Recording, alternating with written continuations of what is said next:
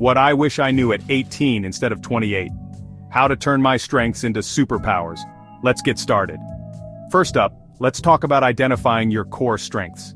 Think about those moments when you feel unstoppable. Like the times when you effortlessly solve a problem or light up a room with your ideas. These are clues to your unique strengths. Take a moment to jot them down. Need help? Ask friends, family, or even take a strengths assessment online. Next, let's align those strengths with your personal goals. Imagine you're a natural communicator. How can you use that gift in your career or personal life? Maybe it's time to start that blog, give that presentation, or network like a pro. When your strengths and goals align, magic happens. Finally, leverage your strengths to help others. If you're great at organizing, offer to help a friend declutter their space. Love teaching? Tutor someone who's struggling? Sharing your strengths not only benefits others but also reinforces and grows your own capabilities. So here's your call to action. Identify your strengths, align them with your goals, and use them to lift others.